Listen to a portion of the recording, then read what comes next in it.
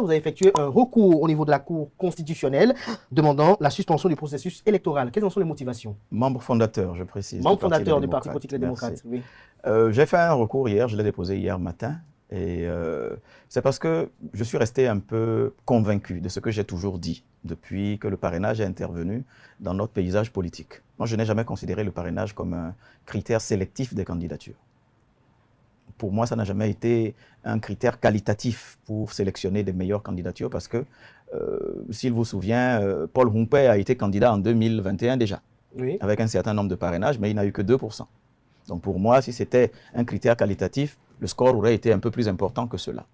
Je l'ai martelé tellement de fois sur les chaînes à l'international, dans les interviews, dans mes interventions, que le parrainage était plutôt une invention politique d'exclusion, que le parrainage était une invention pour décider de qui serait candidat et une manière d'enlever la souveraineté et le choix électoral aux populations. À cause du parrainage, aujourd'hui, nous ne pouvons plus librement choisir qui nous voulons comme dirigeant parce qu'on nous insère dans des couloirs, dans des canaux dans lesquels nous devons rentrer. C'est ce qui justifie l'abstention que nous connaissons dans les différentes élections présidentielles qui sont intervenues depuis l'instauration du parrainage. Donc, à mon niveau, j'ai toujours considéré le parrainage comme étant une mauvaise chose. Et ce qui se passe aujourd'hui le prouve encore plus fortement. Vous ne voyez pas le parrainage comme un instrument qui réconforte les partis politiques dans leur hégémonie? Pas du tout. Le parrainage... Ça ne permet pas aux partis politiques de décider? Regardez bien comment ça se passe aujourd'hui. Le parrainage est devenu un instrument d'opacité. Est-ce que les députés peuvent dire, en leur âme et conscience, vers qui leur parrainage est allé? Aucun des députés ne peut vous dire, c'est vers tel candidat que mon parrainage est allé. On entend juste le nombre de parrainages qui est allé à tel candidat ou tel autre. Est-ce que vous êtes sûr que les députés du pouvoir ont décidé de parrainer X ou Y personnes? On ne sait pas. Il y a l'opacité qui couvre ce parrainage. Donc moi, j'ai toujours milité pour que le parrainage ne soit plus un critère de validation de la candidature, que ce ne soit plus un critère de validation d'une candidature à une élection présidentielle, mais plutôt un critère incitatif. Qu'on dise que lorsque vous êtes parrainé, par exemple, vous ne payez plus la caution. Lorsque vous êtes parrainé, vous avez droit au remboursement automatique de vos frais de campagne. C'est à ça que le parrainage doit servir. Dans tous les pays africains francophones où le parrainage a été testé, ça a abouti à des crises politiques majeures. Je l'ai rappelé encore lors d'un débat sur la Deutsche Welle, une radio allemande, que le parrainage n'était pas culturellement adapté et même politiquement pas adapté à nos sociétés africaines. Quand j'ai porté le recours hier, c'est parce que j'étais un peu triste de voir comment ça se passait avec cette affaire de Michel Sodino, qui est député de mon parti politique, de la 19e circonscription. Je me suis demandé si l'élection présidentielle était devenue aussi banale pour qu'un parti soit empêché de concourir avec le nombre de militants, les centaines de milliers d'électeurs qui veulent se porter sur ce parti, pour que ce soit par des vidéos interposées que quelqu'un s'exprime et peut-être hypothèque la participation de ce parti à l'élection présidentielle. Et je me suis dit, en toute logique, une institution aussi sérieuse que la Sénat, une institution aussi sérieuse que la Cour constitutionnelle ne devrait pas, sauf à avoir pris parti, se baser sur des propos, des écrits, avec tout ce que nous connaissons aujourd'hui avec l'intelligence artificielle. Je veux que la Sénat et la Cour constitutionnelle nous permettent de nous rassurer que le député Sodino est réellement sans entrave, est réellement sans contrainte et qu'il s'exprime librement. On a bien vu, il a été filmé. Par qui il a été filmé? Il lisait sur un prompteur. Quand est-ce que ça a été installé chez lui? Où est-ce qu'il est? Moi, je veux que la Cour nous permette de nous rassurer que ce monsieur est libre de ses mouvements. C'est peut-être une question de vie humaine qui a... Oui, on peut tout dire aujourd'hui. On peut tout faire dire aussi à des images, surtout avec l'intelligence artificielle. Donc moi, j'ai demandé de manière basique et bête à la Cour constitutionnelle, oui, soit de suspendre le processus électoral jusqu'à la réapparition physique, sans entrave et sans contrainte du député Sodino, ou alors d'enjoindre à ce monsieur, à ce député, de venir montrer clairement qu'il a envie ou qu'il n'a pas envie de parrainer. Parce que la loi ne l'oblige pas à parrainer. C'est seulement s'il décide de parrainer que la loi l'oblige à parrainer seulement le duo désigné par son parti. Donc, il est libre de parrainer, mais je veux qu'il vienne nous le dire de manière visuelle, c'est-à-dire... Vous voulez qu'il soit présent à l'audience? On ne peut pas se suffire et se satisfaire et se consoler d'images, vidéos ou bien d'écrits. Encore que certains écrits ont été contestés, venant de lui ont été contestés. Plusieurs personnes ont dit que ça, ce n'est pas de lui. On n'a pas à s'amuser avec le sort d'une nation à travers des écrits ou à travers des petites vidéos. Il faut que la Cour, dans son rôle supérieur de garant du contexte électoral et du contentieux électoral, et même du fonctionnement régulier des institutions, enjoigne à ce député d'apparaître physiquement. Puisqu'il dit qu'il va casser ses occupations, il n'y aurait donc pas de difficulté pour lui. Vous avez connaissance de ses activités, de ses lieux C'est lui qui a dit professionnels? dans la vidéo, je pense que je l'ai vu comme tout le monde, comme vous. Tout à fait. Voilà, il a dit qu'il était libre. Donc, il serait loisible pour lui d'apparaître à la Cour constitutionnelle et dire voilà ma fiche de parrainage que j'ai récupérée et voilà, je décide de ne pas parrainer. Il a le droit de ne pas parrainer. Il a le droit. Il peut décider de ne pas parrainer. Mais moi, je veux le voir le faire devant la Cour pour que chacun soit sûr qu'il assume la décision qu'il a prise de parrainer ou de ne pas parrainer. On ne doit pas s'amuser à travers des vidéos interposées et considérer qu'un processus électoral peut être entaché d'autant de risques. Donc, moi, j'ai considéré que le fait que le parti Les Démocrates ne participe pas à l'élection, elle est une perte de chance. C'est ce qu'on appelle en droit une perte de chance pour vous et moi, les électeurs, d'avoir en face de la pluralité d'opinions, d'avoir de la diversité et donc la vitalité démocratique. Donc, il ne faudrait pas que ce soit sur la base de petites vidéos que ce droit-là soit retiré à des millions de Béninois de vouloir s'exprimer et de vouloir s'intéresser à la vie politique. Votre formation politique, vous avez à la candidature. Ma première question, c'est de savoir, est-ce que Nouronine Saka Saleh a foi et confiance au processus qui a conduit à la désignation du duo candidat de sa formation politique? Ce qu'il vous souvienne que j'étais le premier, et peut-être même le seul membre du parti, à avoir officiellement déclaré mon intention de compétir. Et pour cela, j'avais posé un peu de conditions. J'avais dit que je souhaiterais que le parti nous permette de débattre entre nous, c'est-à-dire de confronter nos idées. Ça avait fait un tollé, ça avait fait beaucoup parler. Pourquoi il va annoncer sa candidature? Pourquoi il va demander un débat entre eux? Alors que c'est la base. C'est la base. Si vous ne dites pas que vous avez envie d'être candidat, comment est-ce que les gens vont s'intéresser à ce que vous avez dans le ventre, à ce que vous pensez? Donc, la décision a été prise d'organiser un processus de désignation auquel j'ai librement participé. Vous vous rappelez, l'une des conditions était qu'il fallait payer 25 millions. Vous avez déposé les 25 millions? Je vous ai montré le chèque. Je pense que toute la terre a vu les chèques certifiés que j'ai déposé tout cela tranquillement. Et l'une des conditions, c'était que si vous participez à ce processus-là, vous perdez d'office au moins 5 millions si vous n'êtes pas retenu. Donc, j'ai donc fait foi en ce que le parti a dit, mais je ne suis pas membre de la commission, donc j'ai subi, comme tout le monde, les résultats. Subi, c'est une manière de subir, puisque nous n'étions pas là. On n'avait pas des observateurs. Est-ce que vous pensez qu'elle a travaillé en toute impartialité, cette commission? C'est pour ça que je dis, puisque je n'y étais pas, et qu'on n'avait pas, et c'est une proposition que j'avais faite, que chacun des candidats ait un observateur au sein de la commission, même si sans voix délibérative. Donc, quand je dis subi, c'est que d'une manière ou d'une autre, nous n'étions pas témoins de ce qui s'est passé. Mais le résultat est arrivé à ce qu'il est, avec les péripéties qui ont été celles qu'on a vues.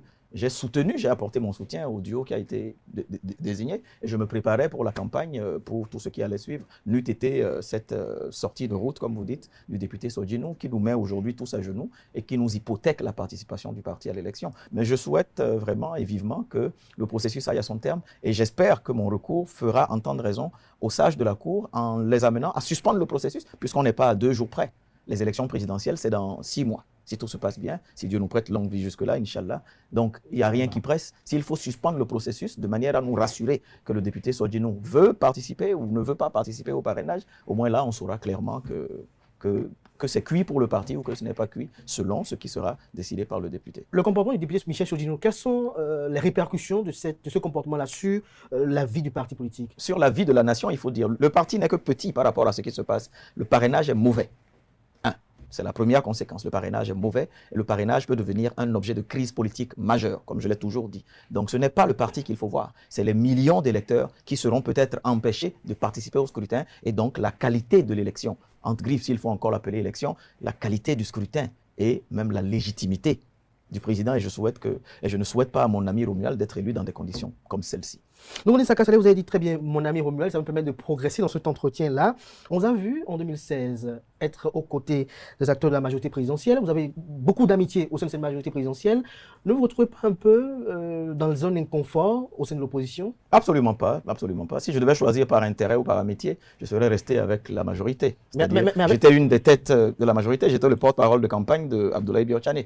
J'étais son conseiller technique au ministère du Plan. Il n'y a aucun inconfort. Tant que je dors tranquille chez moi parce que je n'avale pas des couleuvres et que je ne fais pas le contraire de ce que me dicte ma conviction et ma conscience politique, je suis en phase avec moi-même. Je ne gagne rien dans l'opposition, je ne gagne rien grâce à l'opposition, mais je suis quand même en phase avec moi-même. Et si je devais suivre par intérêt ou par autre chose, ce n'est pas avec l'opposition que je serais, mais j'y suis par conviction. Jusqu'à nouvel ordre. Tant que la gouvernance sera celle qu'elle est aujourd'hui, tant que nous allons toujours continuer à parler d'exclusion, de système d'esbrouf pour évacuer ou écarter tel candidat, je ne pourrai jamais être en phase avec ce type de Vous ne verrez pas gouvernance. vos convictions ravivées avec la dynamique Romuald Bonaï? Il n'y a aucune incompatibilité entre Romuald et moi. Je me permets de le dire comme ça. Ni humaine, ni professionnelle. Au contraire, on est totalement complémentaires. Mais je le lui ai dit, et je l'ai dit aussi au président Amoussou, les lois mauvaises nous obligent à être dans des camps opposés. Sinon, humainement, il n'y a aucune incompatibilité. Mais les lois nous obligent à être dans des camps opposés parce que malheureusement, je ne partage pas la gouvernance telle qu'elle est pratiquée. Mais ça n'altère en rien. La gouvernance politique, alors? Voilà, la gouvernance politique, et même humaine. Et même humaine. Parce que vous voyez le nombre de vies qui ont été détruites par la justice. Il faut penser à réhabiliter de manière judiciaire ces vies et ces familles-là. Donc, il n'y a aucune incompatibilité entre eux et moi, mais je resterai toujours farouche opposant à la gouvernance si elle continue d'être celle qu'elle est. Quelle serait votre posture si éventuellement elle ne participait pas aux élections? Ce n'est pas la première fois que cela arrive, mais je penserai beaucoup plus aux populations qui seraient toujours sous le risque, en fait, de déconvenues liées à ces choix politiques. Ce n'est pas la première fois que le parti a empêché. En 2021, ma grande sœur paye le prix fort aujourd'hui dans les geôles à Misrété de la non-participation du parti à l'élection présidentielle. Mais je pense que ce sont des pratiques à ne pas perpétuer. Parce que la nation peut en payer le prix fort. Avant de la question, est-ce que Romuald Bojo est méritant? Forcément, puisqu'il a été désigné par la commission et applaudi par nous tous. Applaudi par vous tous, ça s'arrête là? Jusqu'à nouvel ordre, puisqu'on n'a pas encore la possibilité de montrer dans les urnes que nous avons la possibilité de le porter jusqu'au bout. Alors, vous avez lu Michel Sodinou, vous avez lu Éric Rondeté, vous avez lu également l'honorable Dancy. Est-ce qu'au sein du parti politique Les Démocrates, il y a du régionalisme, il y a des comportements pas très favorables à l'éclosion de la démocratie à l'intérieur du parti? Soyez sincère. Qu'est-ce que vous appelez régionalisme? On l'a lu un peu dans les propos ou les écrits de Michel Sodinou. L'honorable Dancy lui a apporté du crédit à ce qui a été écrit. Lorsqu'on a vu aussi les écrits de l'honorable Éric Rondeté, on a comme l'impression qu'il y a quand même des manœuvres pas très orthodoxes. C'est un peu ingrat qu'ils le disent. Eux tous confondus, c'est un peu ingrat parce que s'il y avait du régionalisme, pourquoi ils sont restés là? Moi, j'ai dénoncé le régionalisme, non? Quand j'ai été retiré de la liste à Cotonou, pour des questions régionalistes, des propos qui ont circulé, je l'ai dénoncé, au risque d'être traité de tous les noms. Pourquoi eux n'ont jamais donné de la voix jusque-là? C'est un peu ingrat de le dire comme ça aujourd'hui, alors que pour certains, ils sont députés. Donc le régionalisme a fait d'eux des députés, en gros. C'est ce que ça veut dire. Donc tant que ça leur profite, il n'y a pas de souci. Mais aujourd'hui, peut-être pour des raisons X ou Y, moi j'ai été victime du régionalisme au sein du parti. Je l'ai dénoncé. Qui est l'acteur premier de ce acte de régionalisme? Je ne sais pas. Chacun peut être régionaliste. Si par exemple vous estimez qu'aujourd'hui le fait de dire que Kader vous êtes du plateau, si vous le revendiquez, quelqu'un peut trouver que votre propos est régionaliste. Chacun de nous vient d'une région. Personne ne va méconnaître ou renier sa région. Mais lorsque ça devient des propos qui sont utilisés pour justifier des actes, moi je pense qu'en fait que ce qui se passe aujourd'hui, ce sont des actes humains qui sont posés avec des motivations qui sont personnelles à leurs auteurs. Maintenant, essayez d'enrober ça dans des critères de régionalisme alors que vous n'en avez jamais parlé jusque-là et que vous en avez peut-être profité, je trouve ça un peu ingrat. Est-ce que pour vous, Boni Yahi gère bien le parti? Il est président du parti, je n'ai pas à juger sa gouvernance. Vous n'avez pas jugé sa gouvernance? Je ne suis pas membre de la direction du parti, je ne suis qu'un tout petit militant. Mais vous avez vent de ces Je n'écoute pas beaucoup aux portes. Je n'écoute pas beaucoup aux portes. Je me limite à ce que je consomme comme information. Je ne remets pas en cause. Le jour où peut-être je voudrais être dirigeant de ce parti, si Dieu nous prête longue vie, peut-être un jour, ou si j'en suis toujours, peut-être que là, on pourra s'asseoir et parler. Mais pour le moment, je me limite à être un tout petit militant et un dévoué militant du parti. Que pensez-vous de l'activisme politique de Boni Yahi? J'ai déjà dit qu'il est complètement inculte de dénier à un ancien président de la République l'activisme politique parce qu'aucun ancien président du Bénin n'est resté en marge de la politique. Que ce soit Kérékou, Zinsou, le président Soglo, ils ont été toujours actifs sur le terrain politique. Ce serait une injustice et même de l'inculture de vouloir contester au président Yahi Boni d'être actif sur le terrain politique. Avez-vous des frustrations pour n'avoir pas été désigné candidat? Je n'allais pas à un concours pour trouver une femme ou bien pour chercher à manger. J'ai payé 25 millions, je vais perdre 5 millions. S'il fallait de la frustration, ce n'est pas moi. Moi qui finance mon parti depuis toujours, ce n'est pas moi qui serais frustré. Et je crois beaucoup, je suis croyant, je crois beaucoup en les lois divines et en les lois de la nature. Si ça s'est fait comme ça, c'est parce qu'il y avait une bonne raison que ce soit fait comme ça. Et donc vous êtes tourné vers la législative pour aller vous faire entendre au Parlement? Je ne serai pas candidat au législatif. Pourquoi vous ne voulez pas vous faire entendre au Parlement? Je n'ai plus envie d'être député. Pourquoi? J'ai voulu être député en 2023. J'ai vu ce qui s'est passé dans le parti. Je n'en ai plus envie. Et si le parti vous positionne, Je ne voudrais pas. pourquoi? Je suis libre d'accepter d'être candidat ou pas. Vous ne pensez pas que C'est peut-être ça mon les côté idéaux... insoumis. Non, il y a d'autres personnes qu'il faut promouvoir, il y a d'autres personnes qui pourront porter ces idéaux-là. Nouroudine Saka Saleh n'est pas intéressé par les élections législatives ou communales. Donc, vous trouvez que vous êtes un peu soumis? Parce Je- que ça, c'est sûr. Je le revendique, ce n'est pas un défaut d'être insoumis. Si je n'étais pas insoumis, le Parti Les Démocrates ne m'aurait pas souhaité et n'aurait pas eu confiance en moi pour ne pas retourner du côté de la mouvance. Il ne faut pas faire du deux poids, deux mesures en demandant à quelqu'un d'être avec soi et lui reprocher ensuite d'être insoumis, la qualité que vous lui aviez trouvée quand vous vouliez qu'il vienne vous rejoindre.